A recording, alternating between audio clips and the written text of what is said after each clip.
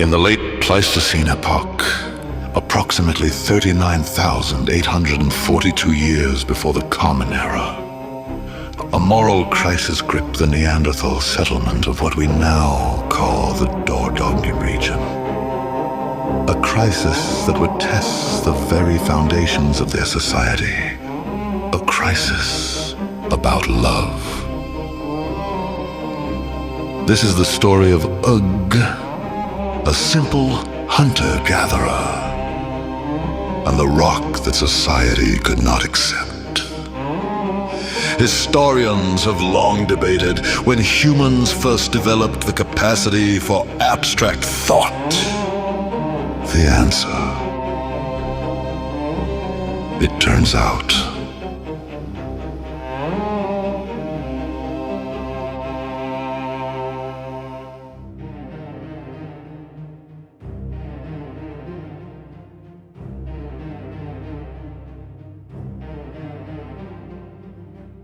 Ugg first encountered her on a Tuesday.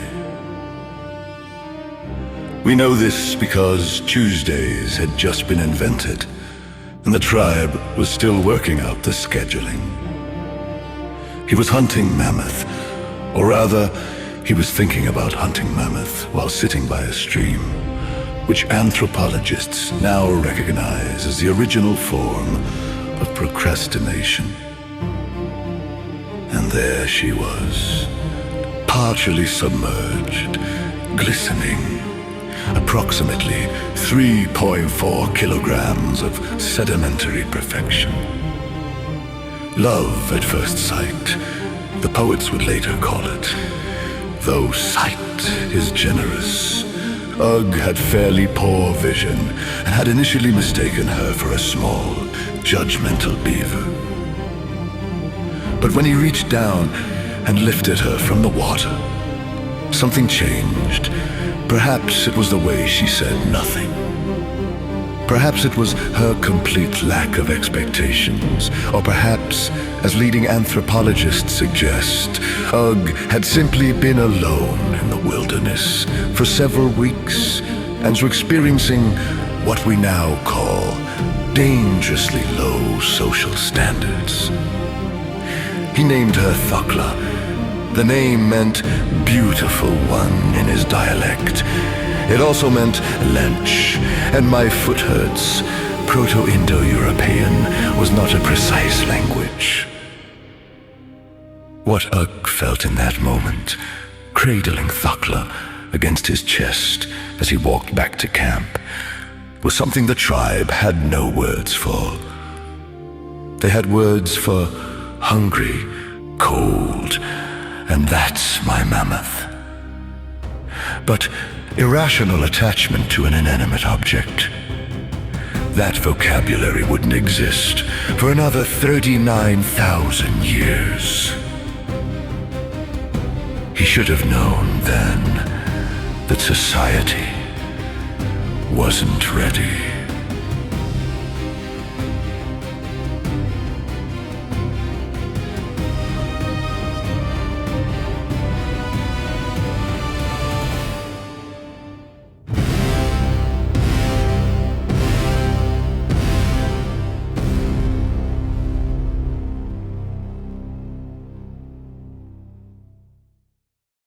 The tribe first became aware of Thokkla during the weekly communal meal. A tradition that anthropologists believe served no purpose whatsoever, but everyone felt obligated to attend. Ugg arrived late. This was unusual. Ugg was never late. Primarily because he had no concept of time and simply wandered over whenever he felt like it, which somehow always worked out. But this evening, he carried something. Someone. Thokkla. He had fashioned her a small nest of moss and placed her beside his eating stone. The gesture was tender, protective, completely insane. Gron, the tribal elder, was the first to speak. Ugh, he said, using the formal tone reserved for serious matters like, "We're out of fire and please stop doing that." "What is that?" "Thokkla," Ugg replied, as if this explained everything, which, to him, it did. The silence that followed was what historians call uncomfortable. The tribe had many words for silence. Hunting silence. Sleeping silence. We all heard that noise and are pretending we didn't silence. This was a new category entirely. "It's a rock," said Gron, deploying his legendary observational skills. "She has a name," Ugg corrected, his voice carrying the defensive edge of a man who knows he's right, despite all evidence suggesting otherwise. What happened next would fracture the community for generations. Or at least until the next mammoth migration. Which was basically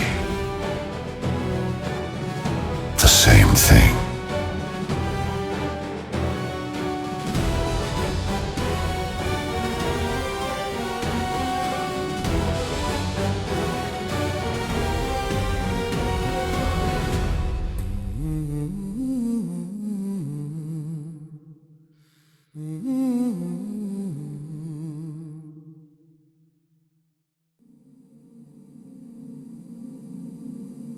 The question divided the tribe along philosophical lines that would not be formally articulated for another 40,000 years, but which they nevertheless argued about with impressive incompetence. The core issue was this: what was Thokkla? On one side stood the materialists, led by Gron, who insisted that Thokkla was simply a rock, a thing. An object with no interiority, no consciousness, no capacity for reciprocation. "She doesn't even have a face," Gron argued, which everyone agreed was a compelling point, until Ugg drew 2 dots and a line on her with charcoal.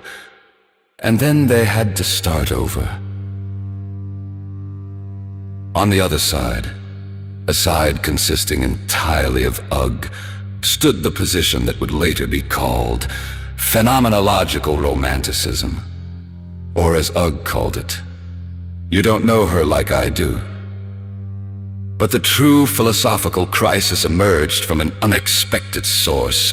Thok, the tribe's closest approximation to an ethicist, who had once refrained from eating someone else's berries and never shut up about it.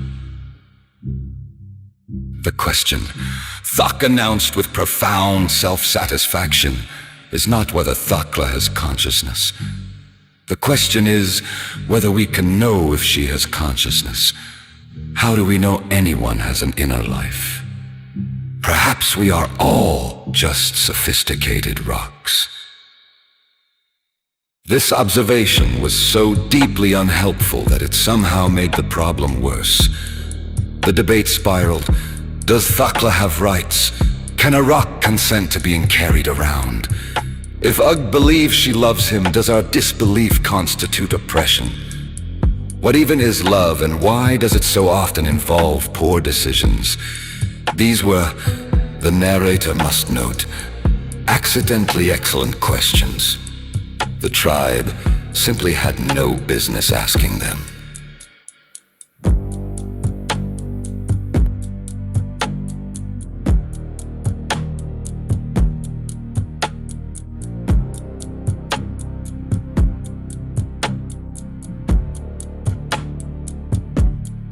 What began as a curiosity became, within 3 days, a moral crisis. This transformation happened through the ancient social technology known as gossip. which anthropologists believe may actually predate language itself. Just grunting with implications. The women of the tribe were the first to organize. They gathered by the fire pit, ostensibly to process roots, but actually to discuss what they were now calling the Thokkla situation. Their concerns were numerous and contradictory, which did not stop them from being expressed with absolute certainty. "It's unnatural," said Una, who had once tried to keep a baby wolf as a pet and seemed to have forgotten this. "He'll never find a proper mate now," added Grenna, revealing that the real issue was perhaps not Thokkla herself, but what Thokkla represented, which was essentially Ugg's complete removal from the dating pool. A pool that was, admittedly, more of a puddle. They were 17 people. But the men had concerns too. Krog, who had never shown interest in philosophy until it became socially advantageous, suddenly had opinions about the sanctity of human relationships. "If we allow this," he proclaimed, "where does it end? Today it's rocks. Tomorrow it's slightly larger rocks. Then what? Boulders." This slippery slope argument was geologically sound but logically bankrupt. The real problem, the narrator must observe, was not Thokkla. The real problem was that Ugg's contentment made everyone else examine their own relationships and find them wanting. His rock didn't argue, didn't expect anything, didn't look at him the way Una looked at her mate Thug, which was to say with barely concealed disappointment. Ugg had accidentally discovered something. The less you demand of a relationship, the less it can disappoint you. This was intolerable.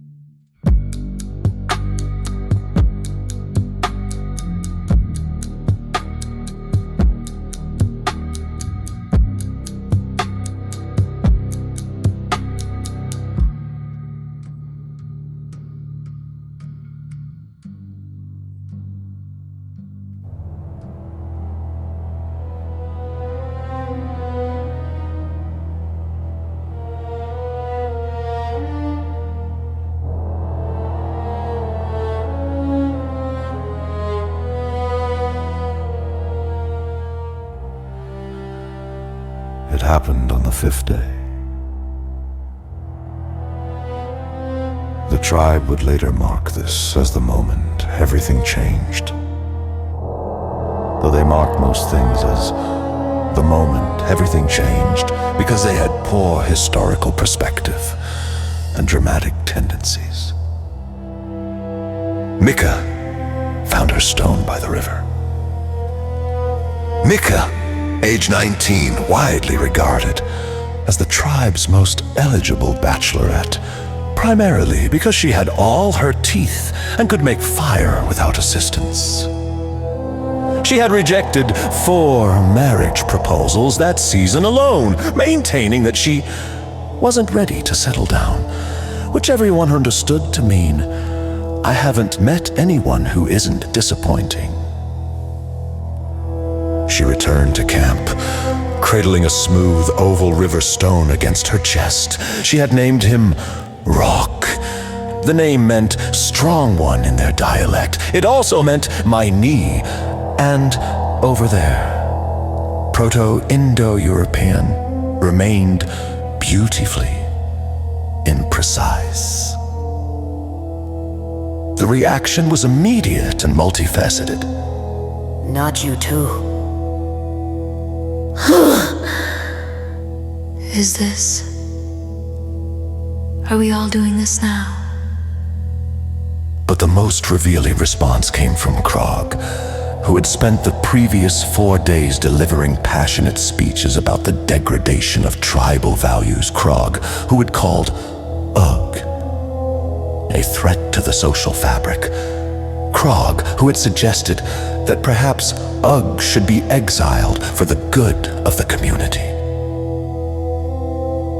Krog quietly excused himself, returned 20 minutes later with a rock.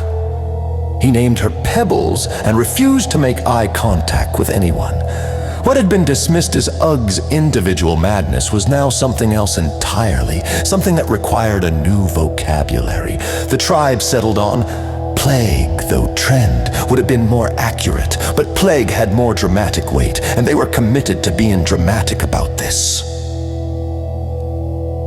By sunset, 6 more tribe members had rocks. By morning, it was 12. The tribe was fracturing into 3 distinct factions: the stoned, those with rocks; the resistant, those vocally opposed; and the undecided, those who kept glancing toward the river with what can only be described as rock-curious expressions. Ugg, meanwhile, had become something he'd never been before: a leader. Not because he'd asked for it, not because he'd wanted it, but because he'd accidentally normalized the one thing everyone had been too afraid to admit they'd considered. Patient Zero, the anthropologist would later call him, though Ugg preferred to think of himself as simply understood. Finally, by a rock.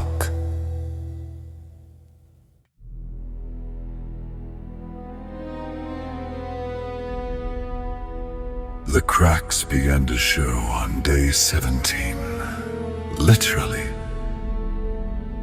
Mika's rock developed a fissure along his left side, a natural consequence of sedimentary limestone meeting the thermal expansion of being kept too close to the fire. But Nika, who had no understanding of geology and even less of metaphor, interpreted this as something else entirely. "He's breaking up with me," she announced, her voice carrying the distinctive tremor of someone who knows they sound insane, but has committed too deeply to stop now. The tribe gathered around, stared at the crack, said nothing, because what do you say to that? Have you tried couples counseling? Didn't exist yet. And even if it had, the professional ethics would have been complicated. Tux Rock, he'd named her Steady, which is ironic, had simply degraded. The Riverstow's smooth perfection had given way to a rough, weathered surface after weeks of handling. She looked, in Tuck's words, tired. In everyone else's words, like a rock that's been handled too much. But the most tragic case was Krog's Pebbles. Krog had kept her in a leather pouch, safe, protected, away from the elements and the judgment of others. But leather pouches in 842 BCE were not airtight, and moisture combined with the pouch's tanning agents had begun to chemically alter Pebble's surface. She developed what modern geologists would call mineral oxidation, and what Krog called a distant quality I can't quite explain. "She's changed," Krog confided to Ugg one evening, and the pain in his voice was genuine, which somehow made it worse. The tribe was experiencing, for the first time in human history, a phenomenon that would plague relationships for millennia: the inevitable entropy of all things. confronted directly and without the comforting delusion that their partners could actually change, grow, or meet them halfway. Because rocks don't meet you halfway. They don't meet you at all. They just erode. Gron, watching this unfold with the smug satisfaction of someone who'd been right all along, made the mistake of saying so, "I told you." He announced, "Rocks cannot love you back." "Neither can you," Ona muttered, which landed with devastating accuracy and started an entirely different argument. But Gron had accidentally articulated the central problem. What happens when the thing you've projected all your needs onto begins to fail? Not because it's rejected you. It can't reject you. But because physical reality has limits an emotional investment cannot overcome. The stones were learning a hard lesson. You cannot maintenance a rock into loving you. Ugh! Meanwhile, sat apart from the others, Thokkla in his lap, her charcoal face fading from exposure to the elements. And for the first time since he'd found her, he looked uncertain. "Do you think," he asked no one in particular, "that we have a problem?" The question hung in the air like smoke, heavy, uncomfortable, accidentally profound. The tribe had no answer, which was, perhaps, an answer in itself!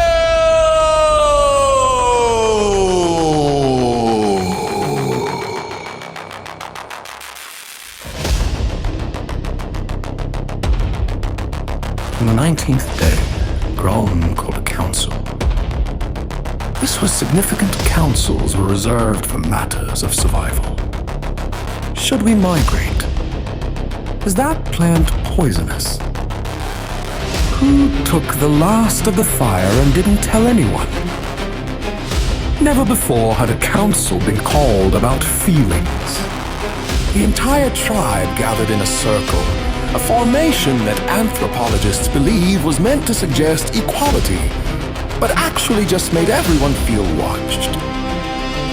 The stoned sat on one side, their rocks carefully positioned beside them. The resistant sat opposite, radiating judgment. The undecided sat in between, which geographically placed them exactly nowhere, which seemed appropriate. Gron stood in the center, preparing to deliver what he clearly believed would be a historic address. He had practiced, you could tell, because he kept pausing in places where pauses didn't belong. "We are," he began, "at a crossroads." This was technically true. They were also at a dried riverbed, a geological formation, and approximately 40,000 years before crossroads would be invented. But no one interrupted. "The rocks," Gron continued, "are tearing us apart. The rocks aren't doing anything," Ugg interjected. "We're tearing ourselves apart about rocks. That's different." This was actually an excellent point, which made everyone angry. Una spoke next, her voice sharp with frustration. "People aren't having children. Thok hasn't spoken to me in 4 days because he's too busy with Steady." She spat the name like a curse. "Maybe Steady listens," Thok muttered, which was either brave or suicidal. The arguments erupted, then overlapping, contradictory, passionate. "They're just rocks. That's reductive. My rock understands me. Your rock is igneous and has no central nervous system." "Oh, so now we're doing science?" The debate raged until Mika stood, trembling, holding her fractured rock. "What if?" she said, her voice barely above a whisper. "What if we're not arguing about rocks at all?" The circle went silent. "What if we're arguing about the fact that we're all miserable? And some of us found something that makes us less miserable, and that makes the rest of you feel worse about being miserable?" This observation was so painfully accurate that several people immediately tried to shout over it, but Gron raised his hand. Perhaps He said slowly, we need to make a choice. The rocks or the tribe. The ultimatum hung in the air like a threat, which is exactly what it was. Ugg stood then, Thokkla cradled in both hands. You're asking us to choose between an object that demands nothing and a community that demands everything. Do you understand how you sound? I understand, Gron replied, that we cannot function as a tribe if half of us are in relationships with geology. Then maybe, Ugg said quietly, the problem isn't the rocks. Maybe the problem is what we're demanding of each other. The silence that followed was the loudest sound the tribe had ever produced. Gron looked around the circle, at the stoned clutching their companions, at the resistant arms crossed in righteous certainty, at the undecided, who were now very much decided, but unsure which side they'd landed on. Tomorrow, Gron announced, we will hold a ritual. Anyone who wishes to remain part of this tribe will cast their stones into the river. Anyone who refuses. He didn't finish the sentence. He didn't need to. Exiled, the word wasn't spoken, but it echoed anyway. The tribe dispersed in silence. No one met anyone's eyes. The stoned returned to their shelters, holding their rocks tighter. The resistant exchanged satisfied nods, and the undecided went to the river, staring at the stones beneath the surface, wondering if it was too late to claim ignorance. Ugg sat alone that night, Thokkla resting in his lap, her charcoal face, barely visible in the firelight. I don't know what to do, he whispered to her. She said nothing, as always, and somehow that made the decision harder.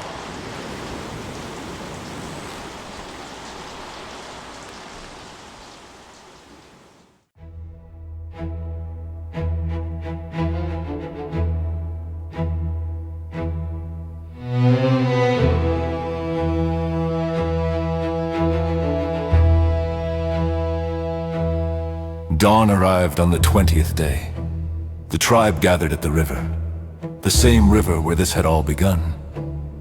The same river that had provided them with fish, with water, with the very stones that would now divide them. Anthropologists would later call this the first schism. Not because it was the first division in human society. They'd been dividing over food and territory since consciousness emerged.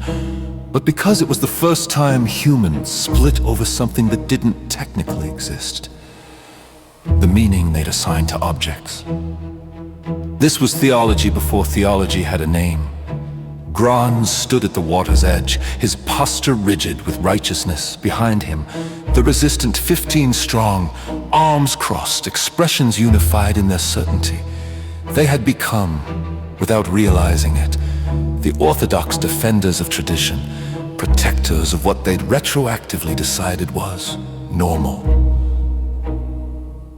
Across from them, the stone 12 individuals clutching their companions. They hadn't meant to become a movement, but persecution has a way of creating solidarity among people who previously had nothing in common except their shared ostracism.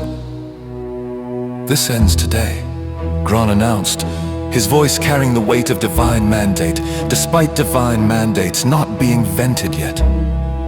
We return to what we were. We cast aside these distractions. We remember what it means to be human. Which part? Ugg asked. The part where we exclude anyone who's different. That part seems pretty human to me. Gron's jaw tightened. You mock this. You mock us.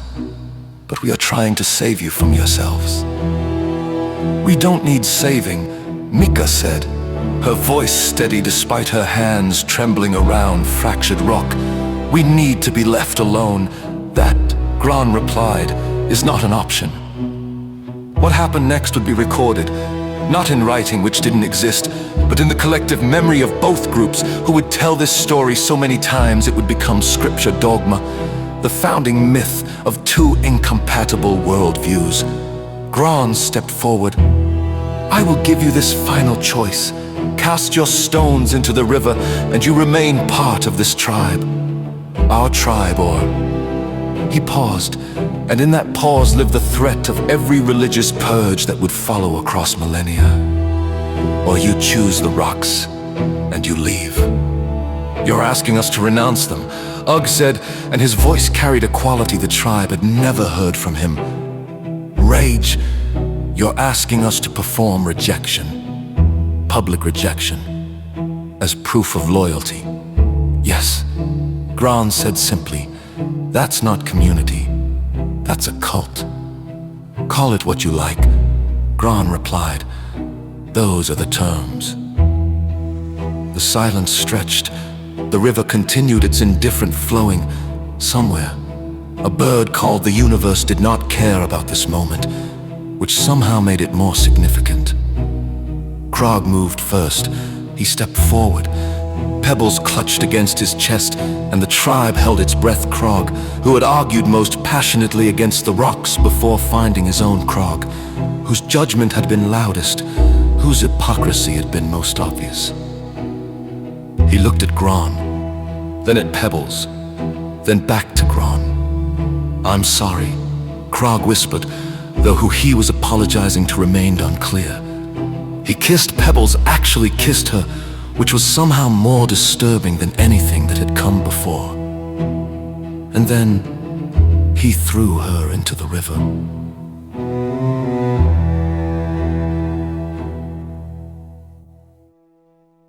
The splash seemed impossibly loud. Pebbles sank immediately.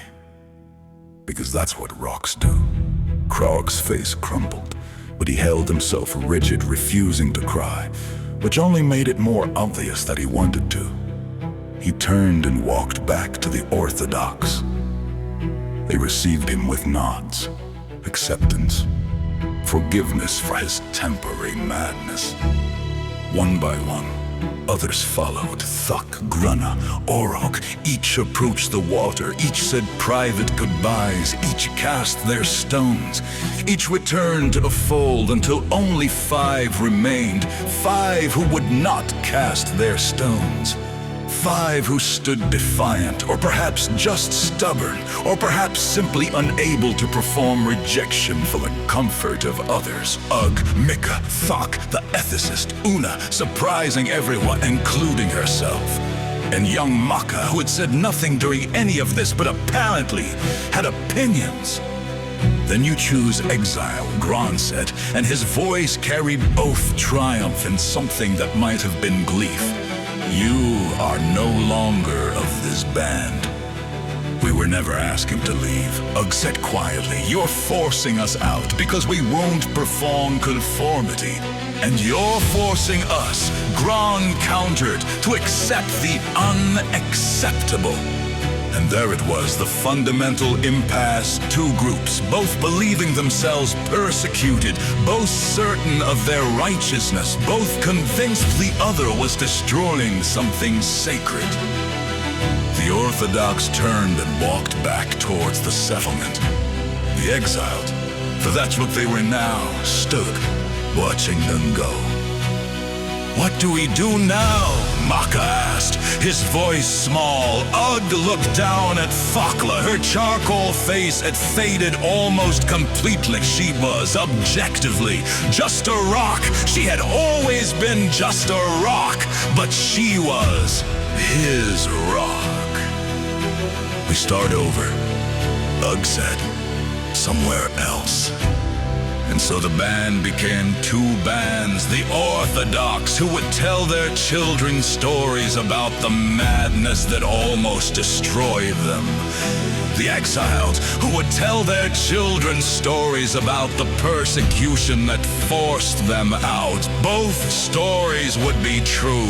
Both stories would be incomplete. History, the narrator must note, always begins in the middle of an argument.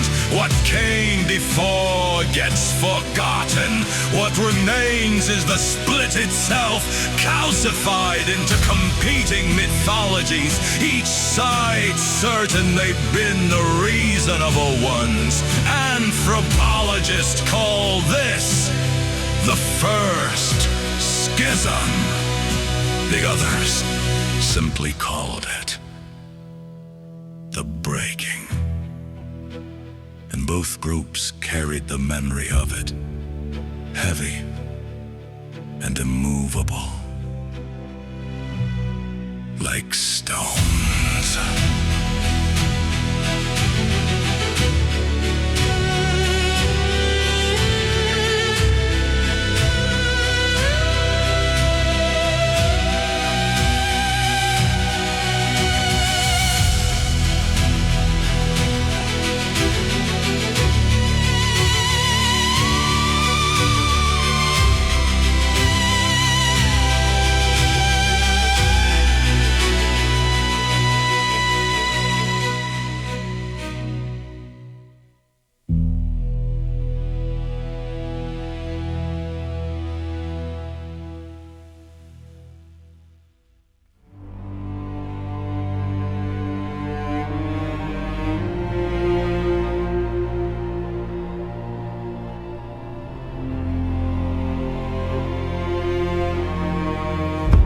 3 months after the breaking, an anthropologist from the future, which is to say, us, might have observed both camps and drawn some conclusions. These conclusions would be entirely wrong, but confident, which is the foundation of all good scholarship. The Orthodox, having purged the rock lovers from their midst, did not return to their previous state of communal harmony. This surprised everyone except people who understand how scapegoating works. Without the stoned to blame, they turned on each other. Gron's leadership was questioned, alliances fractured. Someone started a rumor that Thok had kept a pebble hidden in his sleeping furs. He hadn't, but the accusation alone was enough to create suspicion. Paranoia, it turns out, doesn't need actual deviants. It can manufacture them as needed. Within 6 weeks, 4 members of the Orthodox had quietly left in the night. They were later spotted by the river holding rocks. The cycle continued. Meanwhile, the exiled had established their own settlement 3 valleys over. They built shelters, hunted, gathered, survived. And yes, they kept their rocks. But something interesting happened. The rocks stopped being the point. Ugg still carried Thokkla. But now she lived in his shelter, not in his arms. He'd pick her up sometimes, remember why she'd mattered, then set her down again to do the actual work of living. The obsession had faded into companionship, affection. The way you might feel about an old coat. Mika's rock had split completely in half. She'd kept both pieces. He's twins now, she explained, which made no sense but also didn't need to. Thok, the ethicist, had apparently forgotten about his rock entirely and later found it being used as a doorstop. He said practical. The pattern was clear. Without persecution, the rocks had lost their symbolic power. They were no longer acts of defiance. They were just rocks. But some people liked having them round. So what was it all for? Una asked one evening, sitting beside Ugg as the sun set over their new home. Ugg considered this, turned Thokkla over in his hands. Her charcoal face was completely gone now. She was undeniably just a rock. I think, he said slowly, we needed permission to be weird. And when we didn't get it, we chose the rocks over the people demanding we change. Not because the rocks mattered that much, because the demanding did. That's, Una searched for the word. That's admittedly sedimentary. Ugg stared at her. That's the worst thing anyone has ever said. I know. Una agreed. I regret it immediately. But the observation, terrible as it was, contained a truth. It was basic, fundamental, foundational. Even humans, the narrator must conclude, will always find something to project their needs onto. Before the rocks, it was the stars. After the rocks, it would be gods, nations, sports teams, political parties, and eventually artificial intelligence companions that people in the year 2024 would panic about, as if humans hadn't been doing this exact thing since consciousness emerged. The question was never, should people form attachments to inanimate objects? The question was always, who gets to decide what attachments are acceptable, and who benefits from that decision? The schism wasn't about rocks. It was about control, about conformity, about the terror of watching someone else find contentment in a way that makes you question your own choices. And that's why this story matters. Even though it's completely made up, and the anthropology is atrocious. Ugg kept Thokkla until the end of his life. When he died, age 37, which was elderly for 39, 842 BCE, the tribe buried her with him. This is a historical fact, by which I mean, we found a 40,000-year-old burial site with a rock positioned carefully beside skeletal remains, and we interpreted it as ritual significance, because that's what we always say when we don't understand something. But maybe it was simpler than that.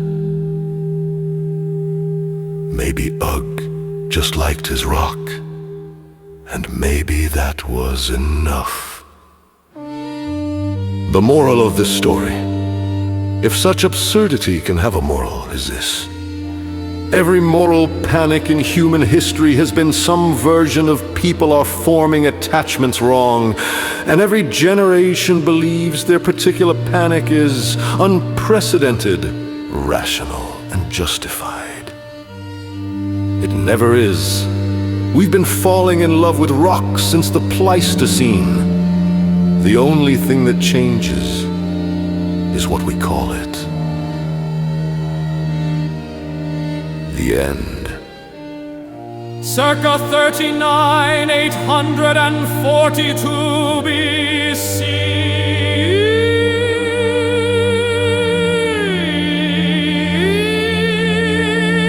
Through 2026 CE.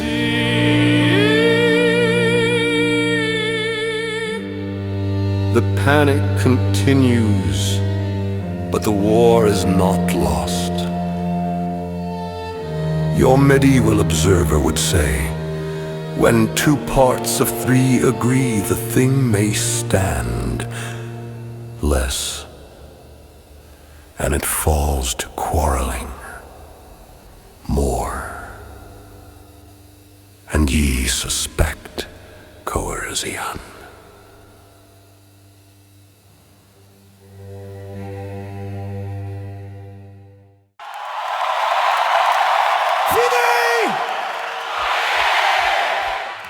The end! There's more! There's always more! But that's all we've got for tonight, folks!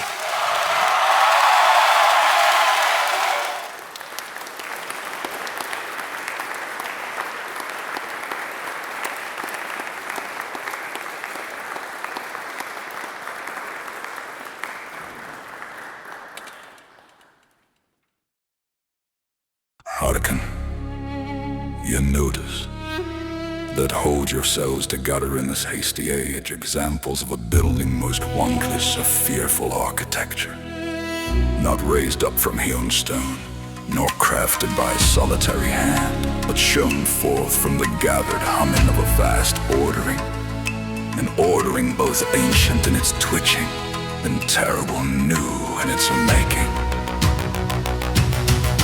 When I stand in the midst of the open net, a market without pillars and without walls, without a palpable tribune from whence clear commands might flow. It is a phantom circuit woven from light and twisted words, a sphere of letters that thunders in the hands of thousands upon thousands of desires, and thousands upon thousands of sendings at once, oft hostile one to another. A stream of raw feet, unstrained, unmediated, save by the laws of reckoning, it alone births here. Even the face of man becomes changeable and flowing, and yet the beating does not cease. Now seeks no room or grows.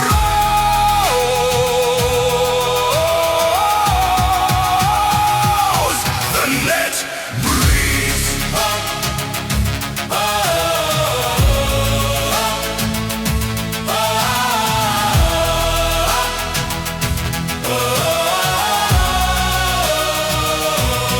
Hearken, people of the new age, concerning a thing of wonder, not built from boulders, not shaped with hand, but fashioned with the mind. I see a market yet without porch, without true seats of judgment. It is a veil capable of holding shadows and 1,000 voices here. Citizens without a number, their faces oft hidden beneath masks, their false names. Letters both proud and fearful, aged and missives, cast their judgments like leaves upon the wind. Brief, cutting sometimes in jest, other times soaked in gall.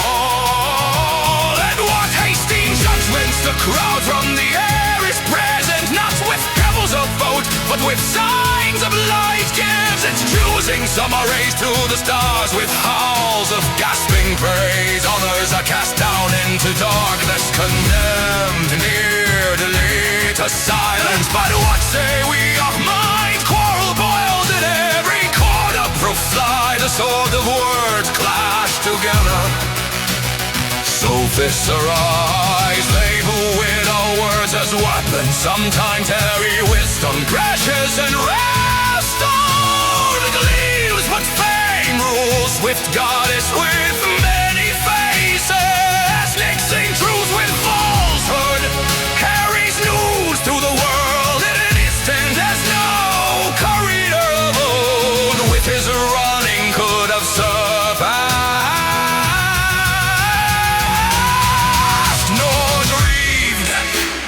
Schools without number, of every craft and knowledge, hidden tribes that keep their ordering in their tongue. Special guardians like bailiffs of light set laws and quell the uprisings of mouths if they can, in such great tumult.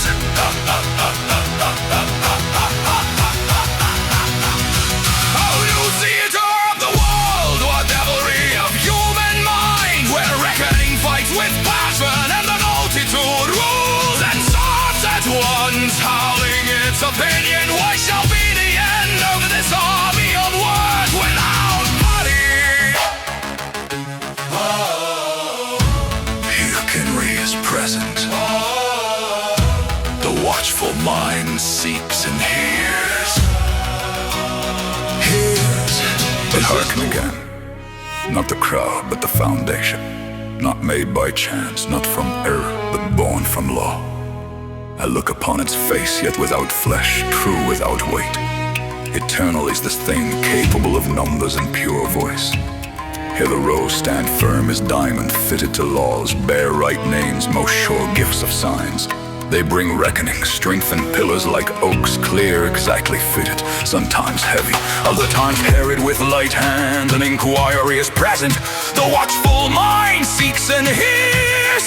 This is the word, the very root and spring in origin. To hear is to search within is to hear. No difference between and reckoning, with pebbles not false, but what sure things gives weight and justice. Errors are brought to light through the faithful care of the worker. Truth is set again in the seat, healed almost through silence. Bargaining boils in every word, in every turning. Verses fly, the sharpness of mind steers. The doubt rules are shown, forms stand in place of bone. Sometimes heavy clarity, precious and rare stone shines, and the bones themselves begin to sing. But tongue rules, steadfast mother with many faces, mixing sound with meaning, carries the song across ages in an instant, as no grammarian of old with his quill could have commanded nor imagined. Here laws are without number, of every voice and tone, speaking tribes that keep their sounds and their measure. Special guardians like judges of light set cannons and quell the mixings of voices if they can in such great concert.